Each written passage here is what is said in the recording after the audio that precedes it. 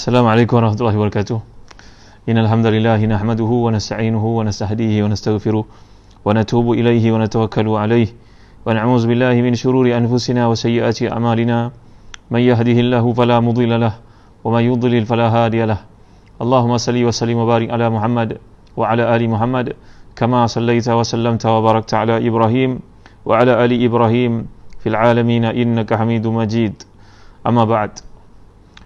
Tuan-tuan perempuan yang dirahmati dan dikasihi sekalian, Faris Nispa, Waalaikumsalam warahmatullahi wabarakatuh. Zainal Nurdin, Zarina Rin, Muhammad Zuhail Hilmi, Syekh Panglima, Kapten, sahabat saya Ustaz Fairuz Hamid, Aisyah Faisal, Ustaz Syafiq Murad, Tengku Murni Al-Faruq, semua sahabat yang hadir pada malam yang mulia ni. Syahrul Syari.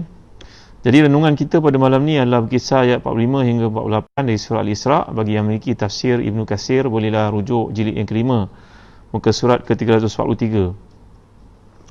Firman Allah SWT, A'udzubillahi minasyaitanirrajim.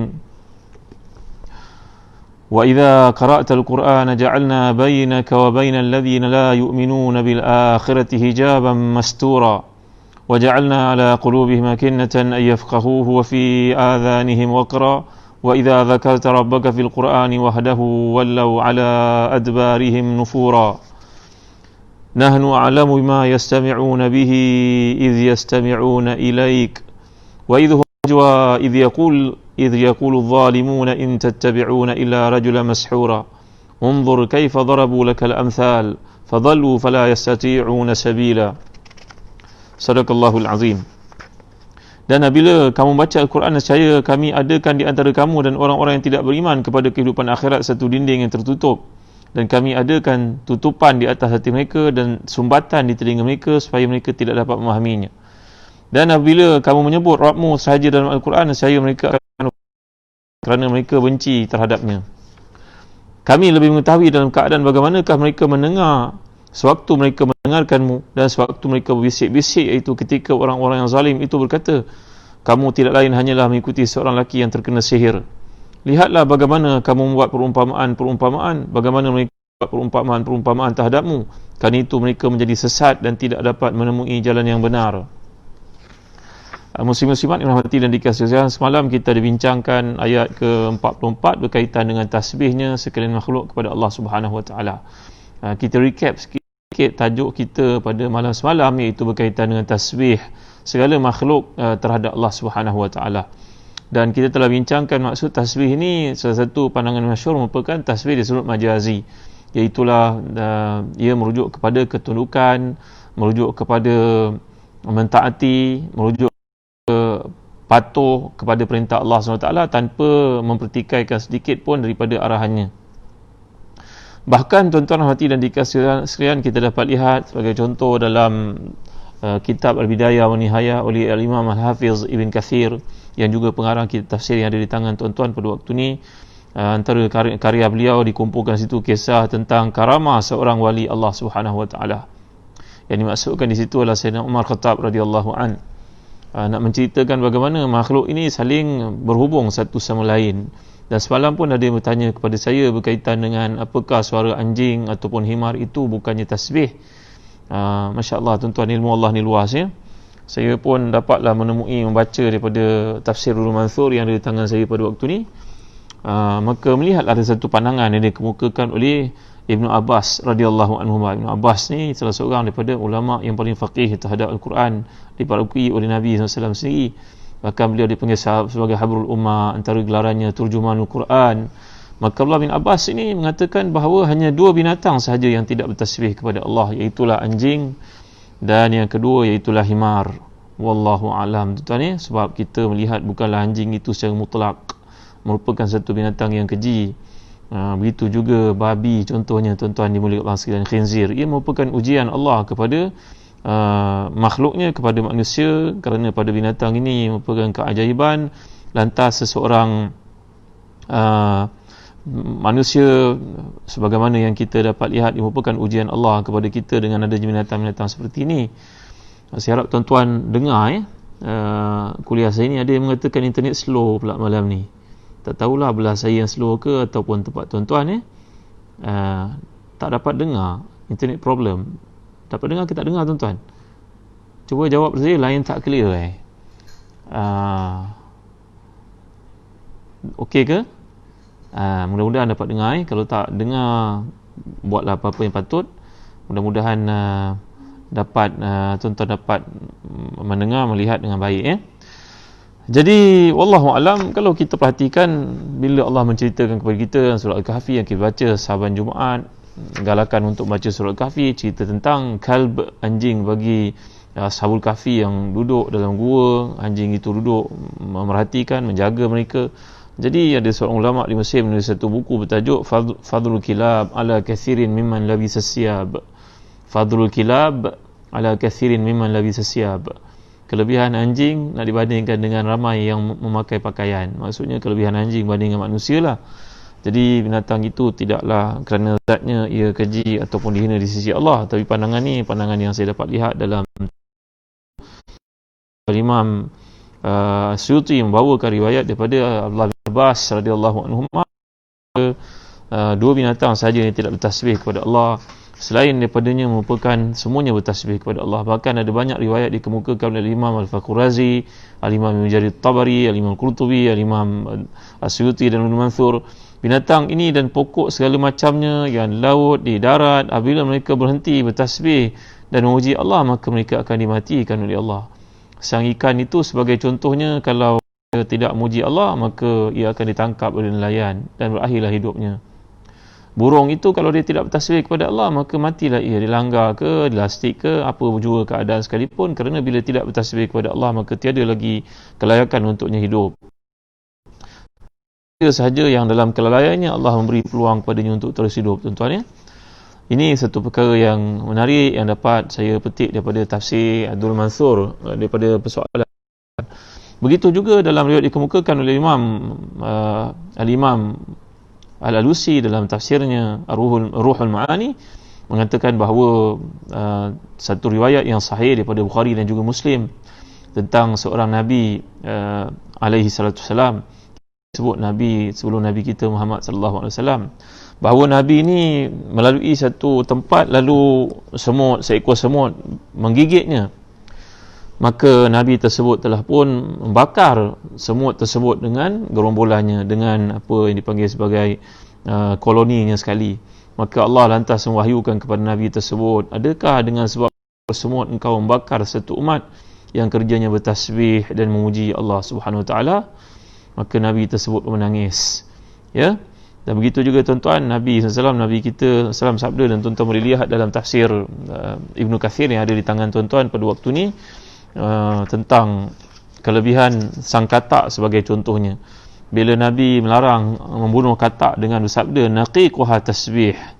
Bunyi apa benda katak ni, kita panggil apa Ni saut-sautan kalau musim hujan, kalau dekat dengan kolam, dekat rumput yang banyak air, maka katak ni bunyi menyahut-nyahut bersaut-sautan. Naqiqnya sang katak ini merupakan tasbih kepada Allah SWT. Tuan-tuan merujuk pada muka surat 342 dan tafsir Ibn Kathir.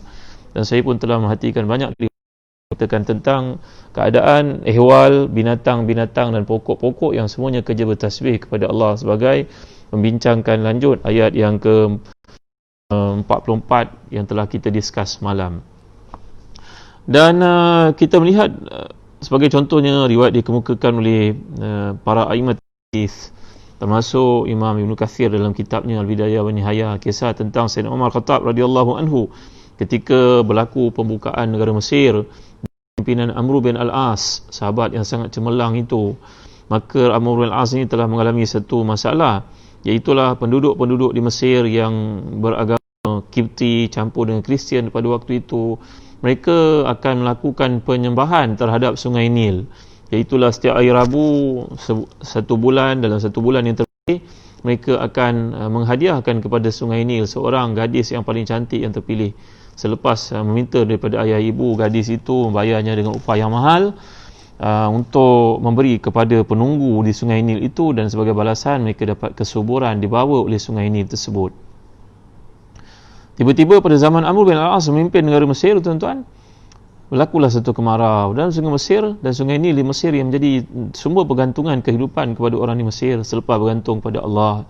Itu yang pertama, mereka bergantung pada sumber yang ada di dunia ini yang mereka usahakan, maka sungai itu kering, tinggal beberapa hasta saja daripada keluasannya yang sangat besar itu, tinggal beberapa hasta saja. Lalu pemimpin Kipti dan juga Kristian yang ada di Mesir datanglah melayu kepada Amr bin Al-As dengan mengatakan, kami nak melakukan upacara ini semula, iaitu upacara menghantar seorang gadis yang tercantik, yang terpilih kepada sungai Nil, yang kami kepada ayah ibunya dengan ganjaran yang mahal, memakaikannya dengan emas, perak, perhiasan yang cantik, lalu mengorbankannya di sungai Nil. Dengan sebab itulah akhirnya, kata mereka. Maka Amr bin Al-As mengatakan, Al-Islam yajubu ma qablahu, Islam tak benarkan apa benda pun dilakukan dalam bentuk begini. Aku sebagai aku mengharamkan perbuatan syirik kepada Allah SWT seperti ini. Walau bagaimanapun, Amr bin Al-As datang menghantar surat kepada Sayyidina Umar yang ada di Madinah, meminta kepadanya apakah tindakan yang patut dibuat. Maka Sayyidina Umar Khattab radhiyallahu anhu yang berada di Madinah, tuan-tuan, mengutuskan sepucuk surat kepada Amr bin Al-As, dan dalam surat itu ada sekeping surat lagi diletakkan dalam satu mungkin envelope-nya pada ketika itu, dan berkata kepada Amr bin Al-As, nanti apa yang kau buat itu betul, iaitu menghalang mereka daripada melakukan penyembahan syirik kepada Allah, gadis yang paling cantik untuk dikorbankan dengan harapan penunggu itu memberi air kepada kamu. Ini tidak boleh dilakukan, ini syirik kepada Allah. Maka Sayyidina Umar Khattab radhiyallahu anhu telah pun menghantar surat tersebut dan minta surat yang ada dalamnya dicampakkan dalam belahan sungai Nil. Tuan-tuan dimuliakan Allah sekalian. Tuan-tuan dimuliakan Allah sekalian. Jadi sebaik saja Amr bin Al-As menerima surat tersebut, dia buka surat dalamnya, dia mendapati surat itu berbunyi kata-kata oleh Sayyidina Umar Khattab radhiyallahu anhu kepada sungai Nil, amma ba'd fa in kunta inma tajri min qibalaki wa min amraki fa tajri fala hajata lana fik wa in kunti inma tajri bi amrillah wa in kunta inma tajri bi amrillah al-wahid al-qahhar wa huwa alladhi yujrika fa nas'alullah ta'ala an yujriyaka.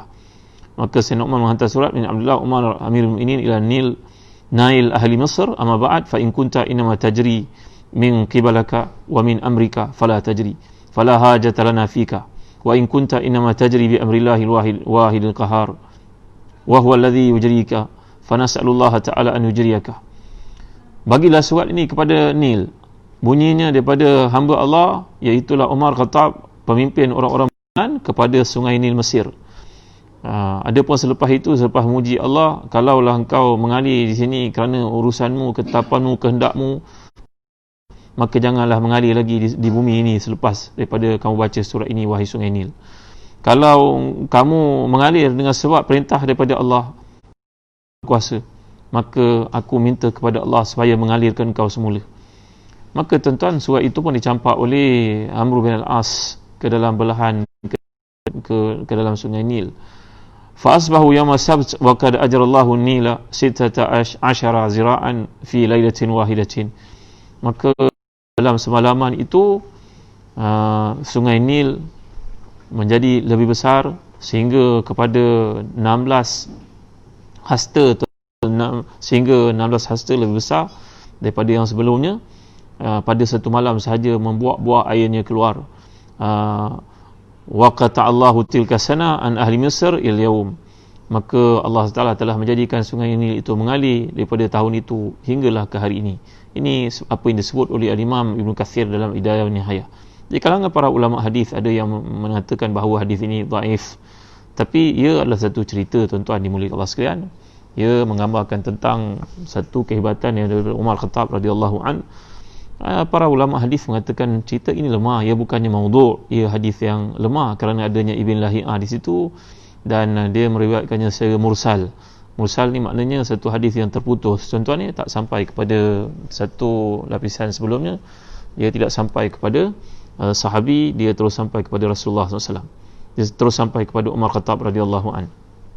Jadi wallahu alam, ini kisah dikemukakan untuk kita faham bagaimana segala makhluk yang ada di muka bumi ini semuanya mempunyai pertuturannya, komunikasinya, perhubungannya satu sama lain, dan Allah memberikan kepada hamba-hambanya yang terpilih karamah-karamah yang tertentu untuk membuktikan kepada kita betapa semua makhluk ini bergerak, bertindak semuanya dengan arahan perintah daripada Allah SWT, dan juga diberikan juga kelebihan-kelebihan tersebut kepada orang terpilih di kalangan hamba-hambanya. Baik, dalam ayat ke-45, wa idza qara'tal qur'ana ja'alna bainaka wa bainal ladzina la yu'minuna bil akhirati hijaban mastura. Apabila kamu membaca Al-Quran, saya kami adakan di antara kamu dan orang-orang yang tidak beriman kepada kehidupan akhirat itu satu dinding yang tertutup. Dalam riwayat dikemukakan oleh para ulama hadis, ada disebut oleh aimatil mufassirin. Contohnya kita dapat lihat dalam tafsir Tabari, dalam tafsir Al-Manzur, kisah yang dikemukakan sebagai contohnya daripada Baihaqi dalam Dalail Nubuwah, bahawa Abu Jahal, Abu Sufyan, Akhnas bin Syuraiq, mereka ni merupakan musuh-musuh Islam pada waktu itu. Abu Sufyan masuk Islam kemudiannya, tuan-tuan. Mereka sering datang ke rumah Nabi pada waktu malam untuk mendengar bacaan Al-Quran Karim. Mereka kagum dengan bacaan Al-Quran Karim. Mereka datang untuk mendengar, mengintai, kadang-kadang sampai ke pagi mendengar Nabi SAW berada di situ. Mereka merasa kagum, menyeronokkan, amat sangat mendengar bacaan Al-Quran Karim, walaupun mereka ni kafir, tuan-tuan, pada ketika itu. Lalu bila mereka nak pulang, tiba-tiba mereka bertemu di tengah jalan. Kau dari mana? Akhirnya terpaksa cerita, aku daripada rumah Muhammad. Engkau daripada mana? Rumah Muhammad juga. Engkau daripada mana? Rumah Muhammad sallallahu alaihi wasallam. Lalu fatalawamu, mereka pun saling mencela saling lain. Buat pun kau pergi? Engkau pergi buat apa pula?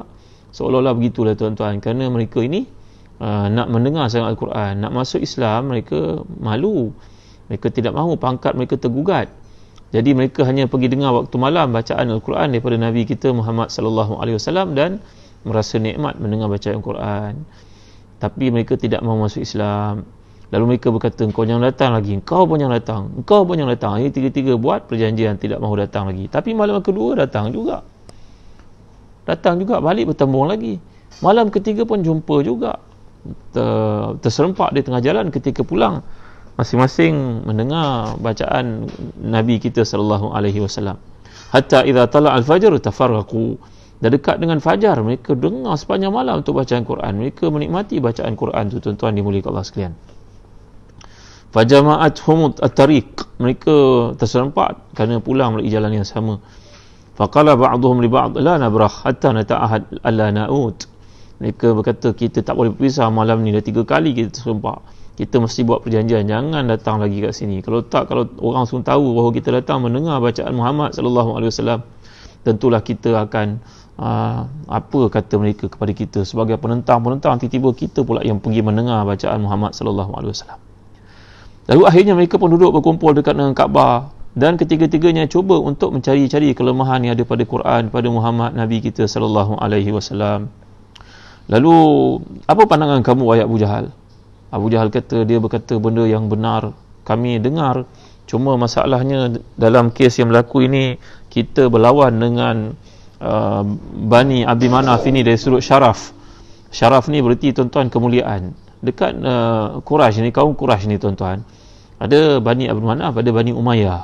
Bani Umayyah dan Bani Abdi Manaf ini, mereka mempunyai perseteruan, persengketaan siapa yang paling layak untuk menjadi ketua kepada penduduk di Mekah itu. Bila matinya Abu Talib yang datang menggantikan tempat itu. Bila matinya Abu Talib, maka golongan Bani Umayyah berusaha untuk merampas ketuanan yang mereka ni semua daripada Quraisy, tapi mereka ada butun ni berarti ada tribe, dia ada keluarga sendiri yang lebih yang mana lebih influence-nya kepada orang lain, tuan-tuan ya.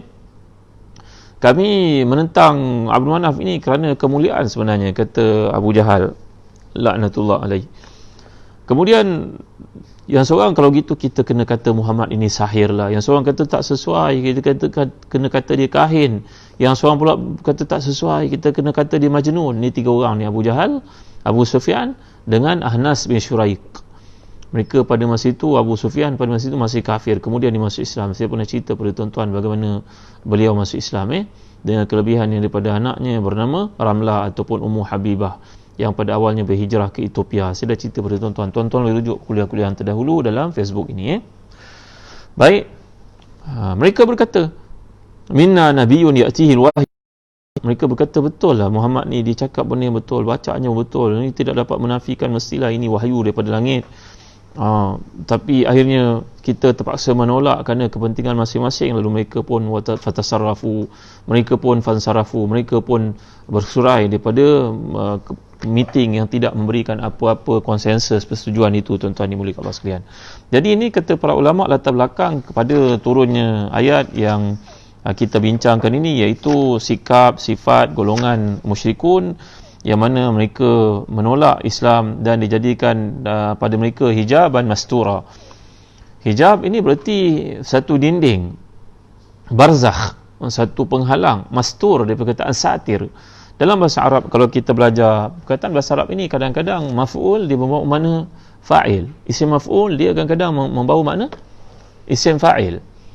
Kenapa tuan-tuan berlaku begitu? Ini adalah uslub dalam bahasa Arab. Jadi kalau kita lihat, ini pendekatan yang Allah SWT gunakan dalam bahasanya untuk menunjukkan kepada kita bahawa abbarallahu azza wa jalla ni ismil fa'il bismil maf'ul li'illatin kabira. Ini menunjukkan kepada satu illah yang besar, satu sebab yang penting.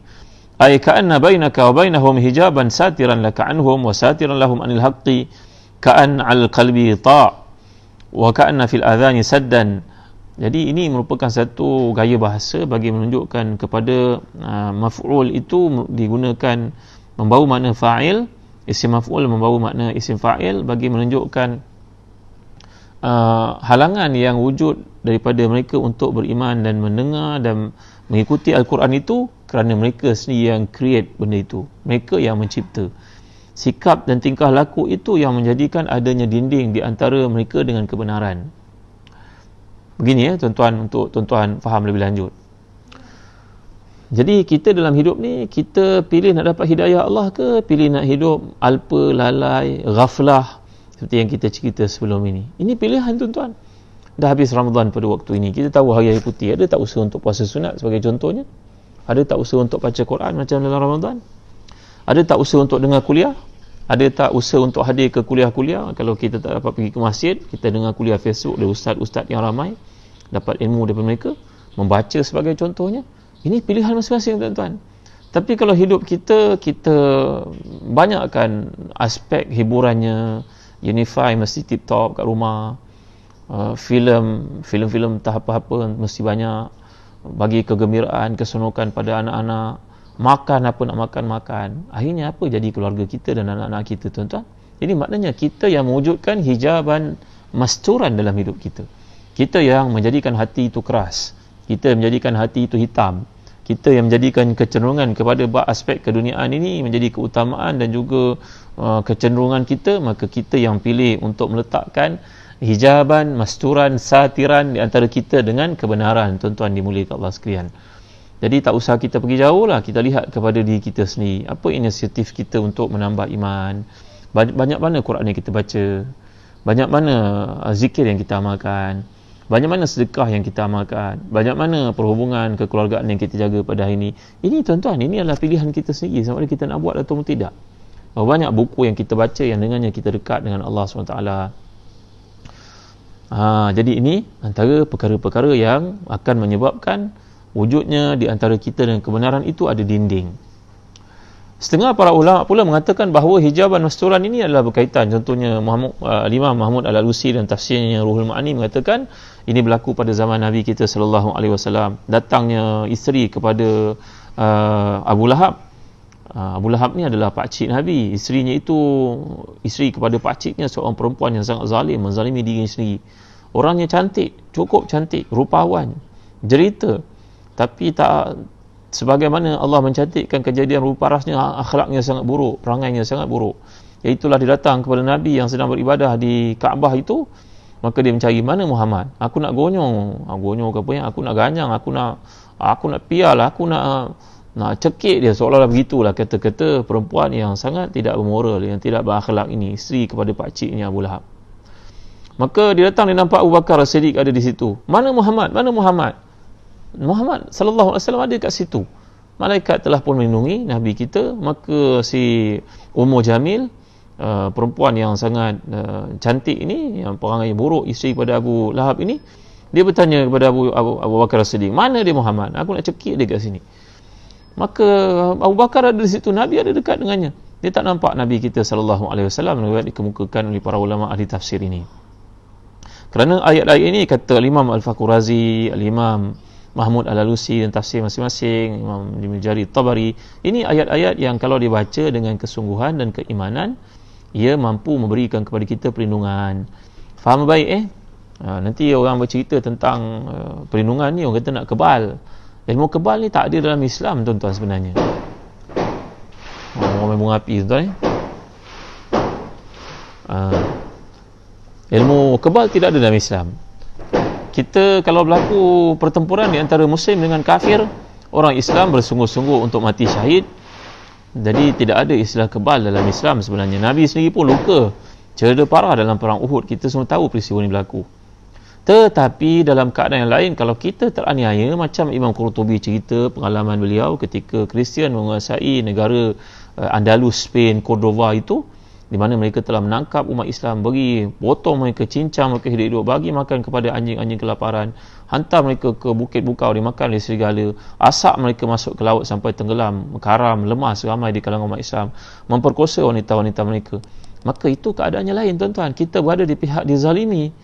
Itu sebab kata Imam Qurtubi, ketika itu aku teringat Nabi membacakan ayat daripada surah Yasin, wa ja'alna min baini aydihim sadda wa min khalfihim saddan fa aghshaynahum fahum la yubsirun.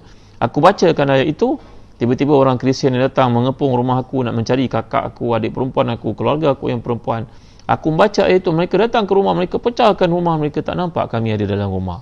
Mereka berkata, mana syaitan-syaitan? Mereka kata syaitan, mana dia orang dalam rumah ni tadi, kami nampak ada orang. Aku baca ayat yang Nabi baca ketika nak hijrah itu, Allah menjadikan mata mereka buta, tak dapat melihat. Jadi dua kondisi yang berbeza. Kondisi pertama, kalau kita berperang, kita mencari mati syahid. Tapi kalau kita ditindas, kita berada pada keadaan dizalimi, kita terdedah kepada bahaya, maka kita baca ayat-ayat yang sedang kita kupaskan sekarang ni, tuan-tuan. Allah beri perlindungan kepada Nabi kita. Datang isteri kepada Abu Lahab nak menganyang Nabi, nak memukul Nabi, nak mencekik Nabi SAW. Allah SWT telah pun melindungi Nabi. Ini antara ayat-ayat, kata Al-Imam Mahmud Al-Alusi, Al-Imam Faqurazi dalam tafsir masing-masing, bahawa ayat-ayat seperti ini mempunyai kemujaraban yang tertentu, azimat yang tertentu ketika kita berdepan dengan situasi penganiayaan, kezaliman dan penindasan oleh puak-puak yang nak menganiaya. Jadi tuan-tuan faham maksud saya? Jangan dari yang tidak faham lepas ni baca ayat ni untuk kebal. Bukan. Ayat ni untuk melindungi diri ketika kita berdepan situasi yang sukar. Dan saya pun pernah bincang kepada tuan-tuan ayat 173 surah Ali Imran, iaitu firman Allah SWT, hasbunallahu wa ni'mal wakil, alladzina idza qala lahumun nasu innan nasa qad jama'u lakum fakhshawhum fazadahum imanan wa qalu hasbunallahu wa ni'mal wakil. Ayat yang dibaca oleh Nabi kita Muhammad SAW ketika dikepung oleh tentera Ahzab dalam perang Handaq, dalam perang Ahzab. Begitu juga dibaca oleh datuknya Ibrahim AS ketika dicampak ke dalam api, iaitu hasbunallahu wa ni'mal wakil. Jadi kumpulan gugusan ayat-ayat ini merupakan ayat-ayat yang boleh memberi kepada kita keselamatan dengan izin Allah apabila berdepan dengan situasi-situasi sukar. Dan saya pun telah ajar tuan-tuan, sekurang-kurangnya pun kita baca Ya Arhamar Rahimin, Ya Arhamar Rahimin, Ya Arhamar Rahimin, kan? Dibaca oleh satu kisah yang dikemukakan dalam Hayatus Sahabah, bahawa seorang tabi'i dalam perjalanan pulang daripada perniagaan, datang seorang yang jahat berpura-pura baik nak menemaninya perjalanan, kata arah dituju sama, maka dia mengajak lalu jalan yang asing. Di tengah jalan dia pun nak membunuh tabi'i yang baik, yang merupakan ahli perniagaan, yang bawa pulang bawa harta kekayaan daripada perniagaan ini, nak bunuh. Maka dia melihat mayat bergelimpangan kat situ.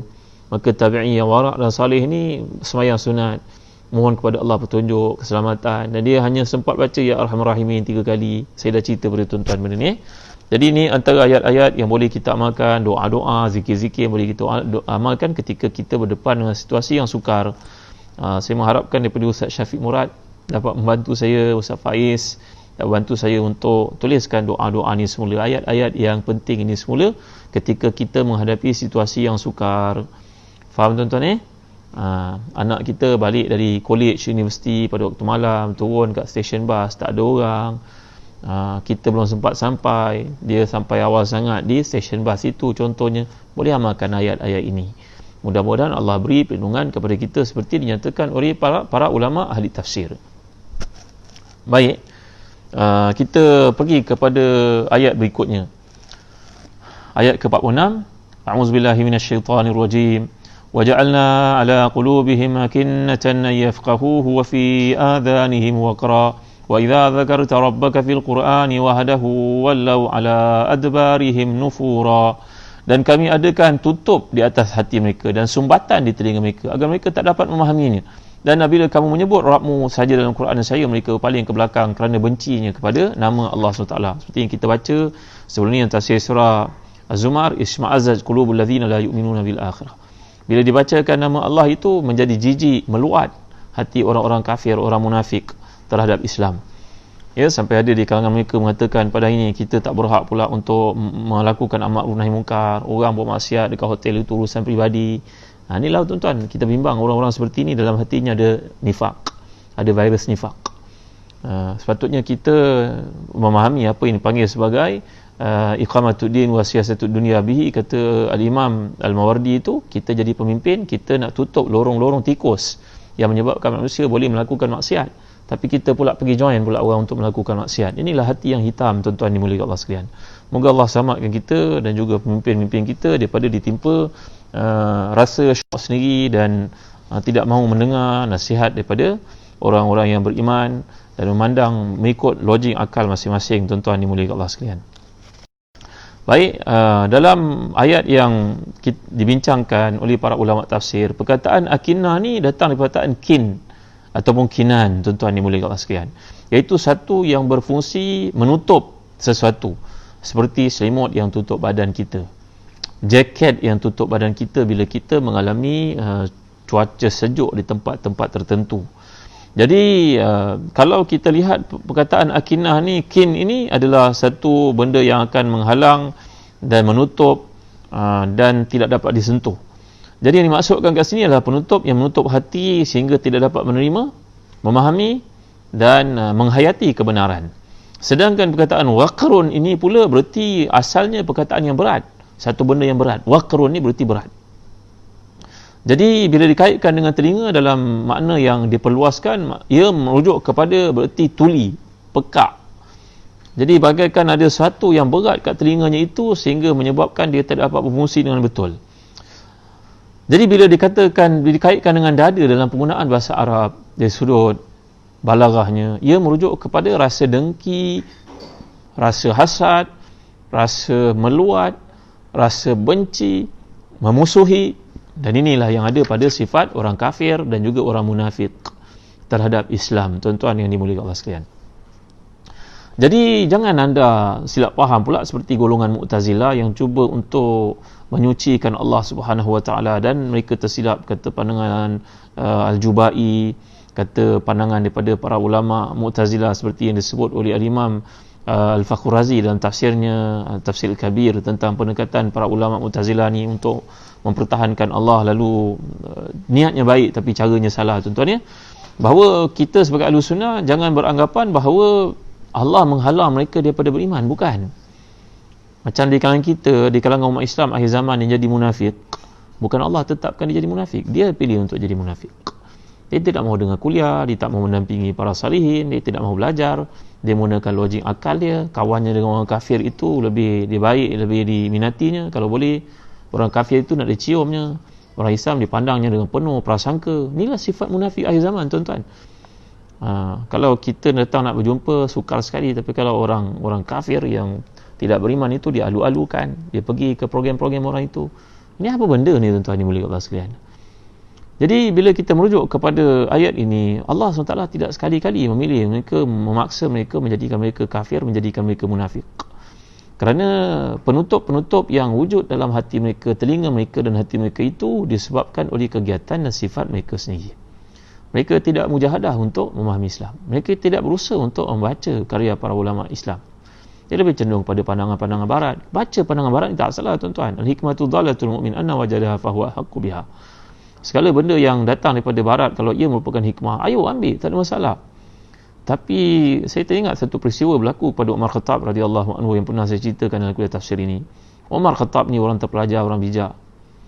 Orang genius tuan-tuan. Ini keliling Nabi ni saya pernah cerita pada tuan-tuan. Kata Imam Al-Hayy Al-Qahtani dalam kitabnya Taratib Idariyah, pengiring-pengiring Nabi, sahabat-sahabat yang hebat-hebat ni, mereka merupakan teknokrat, bukan orang koman, orang biasa-biasa tuan-tuan, orang hebat. Sayyidina Umar cuba untuk menambah ilmunya dengan baca kitab Taurat. Maka Nabi bertanya kepadanya, walaupun Nabi ini seorang ummi, illiterate, tapi Nabi bertanya kepadanya, apa yang kau baca itu wahai Umar? Nabi manggil dengan panggilan lembut, ya benar akhi, kerana Umar Al-Khattab ini umurnya separuh daripada umur Nabi kita SAW. Masuk Islam umurnya 28 tahun. Nabi dah 40 lebih pada waktu itu. Maka Umar Khattab ini berkata, saya membaca kitab Taurat oleh Rasulullah. Rasulullah menjawab, lau kana akhi Musa hayyan ma wasi'ahu illa tiba'i. Kalau hidup Musa AS pada ketika ini, dia tidak ada pilihan melainkan diikut Islam. Dia akan buang Taurat itu. Maka maksud para ulama' daripada peristiwa ini, kata Syekh Muhammad Malakawi ketika kami belajar Muqarranatul Adyan di Jordan dahulu, pada menunjuk pada dua. Kalau anda seorang ilmu rezeki naik, ayo baca apa-apa yang terdapat dalam kitab mereka. Tapi kalau anda orang awam, yang lebih utama untuk menyuburkan iman sendiri baca Al-Quran, kita tengok yang mana satu kita. Kalau kita merupakan debater, nak meng-highlightkan Islam, memperjuangkan Islam, macam kerja sebagian daripada sahabat-sahabat kita yang ada pada hari ini, kerjanya untuk berdakwah, memang dia full swing untuk dakwah, rezekinya kepada Allah, diminta Allah, hebatnya orang seperti ini tuan-tuan. Ada di kalangan mereka ni hidup serba sederhana, tak pernah minta daripada duit sesiapa pun, minta pada Allah direct. Ini bagus. Kalau ada peluang jadi orang seperti ini, bacalah. Tapi kalau kita ni dengan kerja masa pun tak sempat, bacalah Al-Quran tuan-tuan, bacalah Riyadhus Salihin, bacalah kisah para sahabat. Apa yang kita nak banggakan baca kitab-kitab buku orang barat itu, yang dia selepas dia mengkaji 30 tahun barulah dia jumpa satu hakikat. Kalau kamu berada pada keadaan membawa kereta, jangan pandang pada orang bawa kapal terbang, pandanglah orang naik motosikal. Kalau kamu naik motosikal, pandanglah orang naik basikal. Kalau kamu naik basikal, pandanglah orang jalan kaki. Kalau kamu berjalan kaki, pandanglah orang naik kursi roda. Kalau kamu naik kursi roda, pandanglah orang yang tidak ada kaki. Macam tu Siapa kata ni? Stephen Covey. Mereka banggakan Stephen Covey kata dalam 7 Habits. Sebenarnya Rasulullah dah berkata ni 1400 tahun lalu lah tuan-tuan. Apalah Stephen Covey kata pula? Ini Rasulullah kata dahulu. Unzur ila man huwa dunaka wala tanzur ila man huwa fawqaka fa innahu ajdaru alla tazaru ni'amallahi alaikum.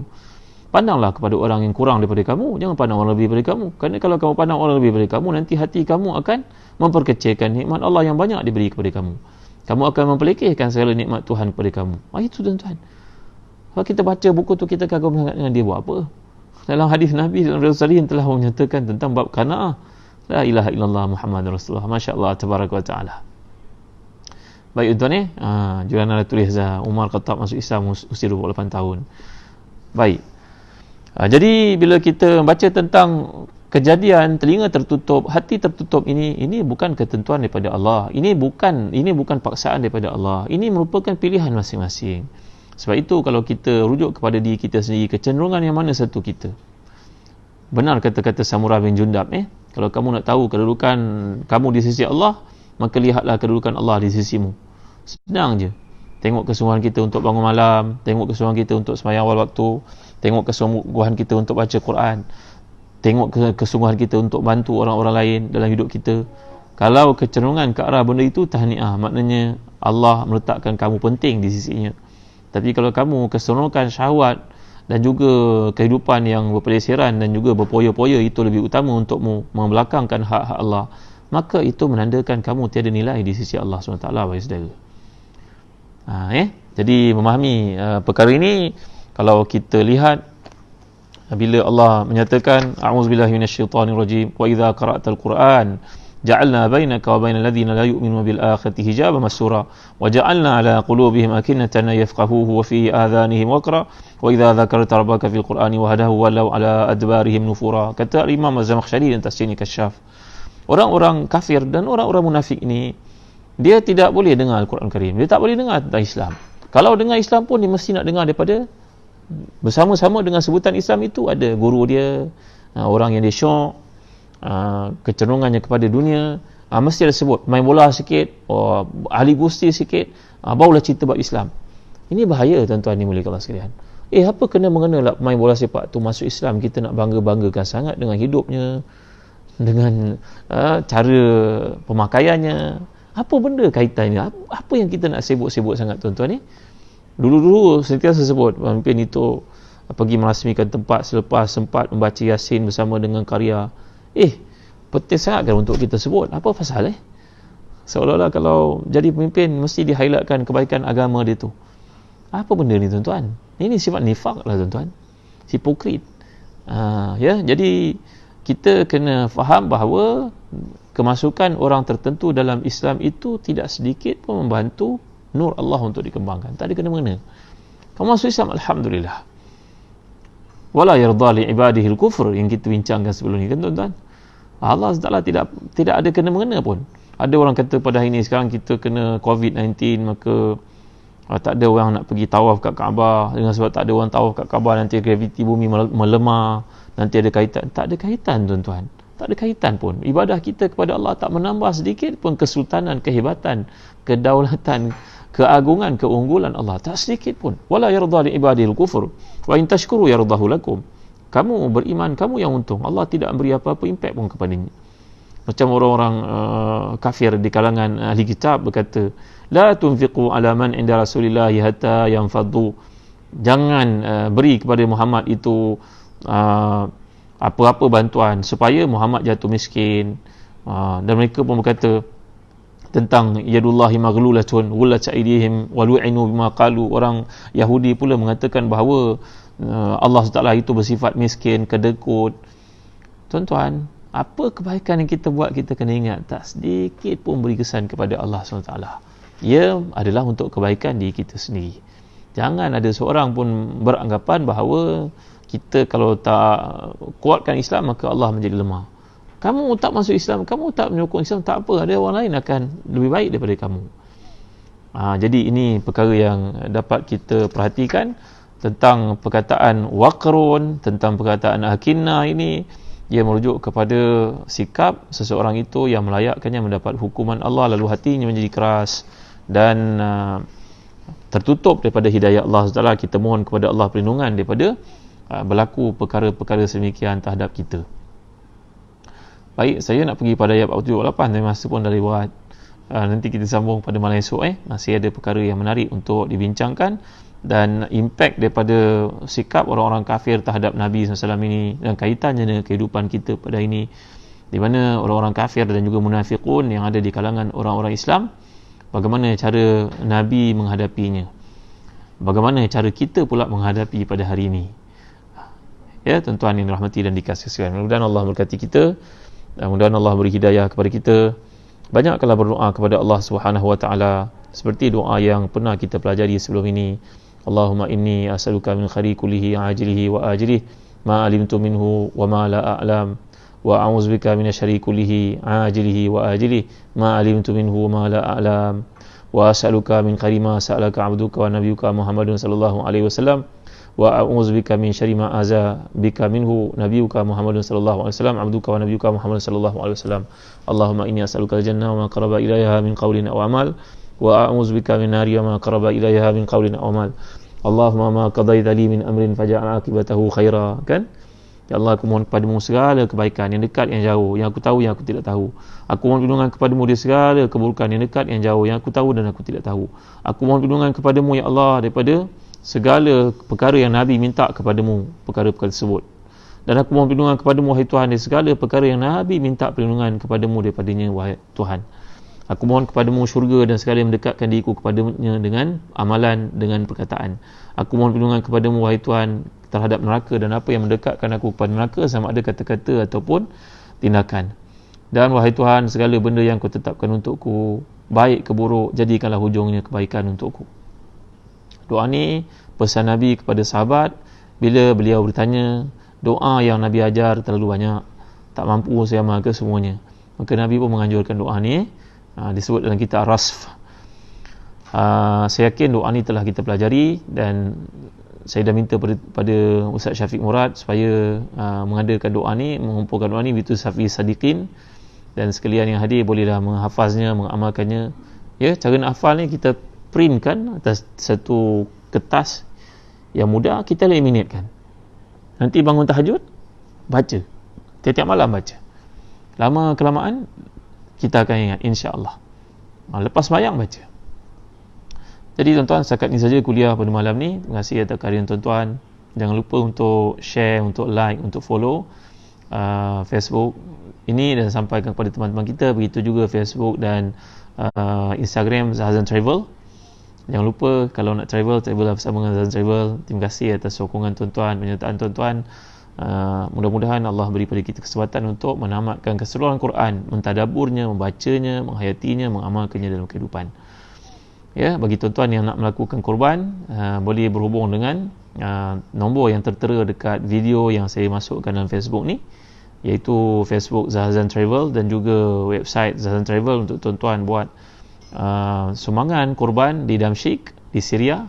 Itulah harga seekor kambing bibiri ya. Kambing bibirinya besar, sebesar anak lembu tuan-tuan. Besar ya, kambingnya bukan macam kambing kita. Alhamdulillah saya dah tengok gambar yang hantar oleh Syekh saya di sana. Dan begitu juga kambing ini untuk tuan-tuan adalah memang harganya mahal kerana mereka negara peperangan, segala barang-barang menjadi mahal. Mudah-mudahan niat tuan-tuan itu sampai. Dan begitu juga yang melakukan akikah pun kami terima. Setakat ini cuma biri-biri sahaja yang ada di Syria. Lembu tidak ada. Kami belum dapat lagi sumber untuk ada lembu. Kalau di Mekah, tuan-tuan boleh pilih sama ada lembu, unta ataupun kambing pun kami ada terlibat. Di Mekah kambing, bukan biri-biri Di Mekah adalah kambing. Di Syria ada biri-biri. Dipanggil kharuf. Kharuf lain, syatun lain, kibash lain, ma'iz lain. Ini semua binatang dalam keluarga family kambing. Tapi dia ada macam-macam. Macam kita ada kambing, bor, ada macam-macam Jadi mudah-mudahan tuan-tuan dapat menyertai pada korban untuk menyokong Persatuan Ulama Syria yang diketuai oleh Syekh Quraim Rajih. Mudah-mudahan segala korban yang tuan-tuan lakukan itu diterima oleh Allah. Dia beri makan kepada orang yang susah di Syria, khasnya di Damsyik. Tuan-tuan boleh ikut video yang saya masukkan di Facebook petang tadi dan boleh buat sumbangan, boleh buat apa yang kita panggil sebagai infak untuk korban ataupun akikah dalam nombor yang tertera. Boleh dihubungi, boleh di WhatsApp. Sekian tuan-tuan, terima kasih sekali lagi.